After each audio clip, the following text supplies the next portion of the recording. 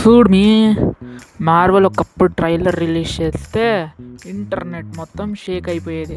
ఆ రోజులు గుర్తున్నాయా మీకు? లాస్ట్ కొన్ని సంవత్సరాలుగా ఆ మ్యాజిక్ కొంచెం తగ్గిందనిపించింది. కానీ అవెంజర్స్ డూమ్స్డే ట్రైలర్ చూశాక ఒక్కటే అనిపించింది, అరే మార్వెల్ మళ్ళీ గేమ్లోకి దిగిందేమో అని.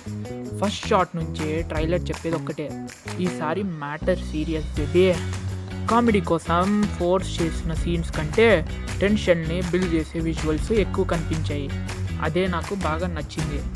విజువల్స్ గురించి చెప్పాలంటే హాలీవుడ్ స్కేల్స్ అంటే ఇదే అనిపించింది. ప్రతి ఫ్రేమ్ గ్రాండ్గా ఉంది. బ్యాక్గ్రౌండ్ స్కోర్ అయితే అబ్బబ్బబ్బా, హెడ్ ఫోన్స్లు వింటే గూస్ బంప్స్ గ్యారంటీ. చాలా రోజుల తర్వాత అవెంజర్స్ ఫీల్ మళ్ళీ వచ్చింది. డాక్టర్ డూమ్ గురించి చెప్పకుండా రివ్యూ కంప్లీట్ అవ్వదు. స్క్రీన్ టైం ఎక్కువ లేకపోయినా ప్రజెన్స్ మాత్రం నెక్స్ట్ లెవెల్.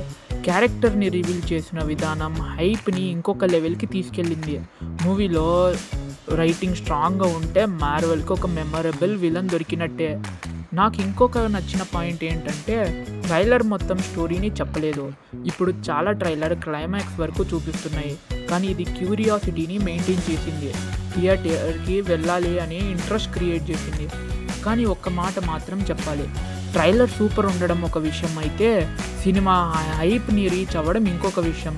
మార్వెల్ లాస్ట్ కొన్ని మూవీస్లో ఎక్స్పెక్టేషన్స్ ఎక్కువ పెట్టి రిజల్ట్స్ యావరేజ్గా ఇచ్చిన సందర్భాలు కూడా ఉన్నాయి. కాబట్టి ఎక్సైట్మెంట్ ఉంది, కానీ కొంచెం కేర్ఫుల్ ఆప్టిమిజం కూడా ఉంది. ఓవరాల్గా అవెంజర్స్ డూమ్స్డే ట్రైలర్ నన్ను ఫుల్గా ఇంప్రెస్ చేసింది.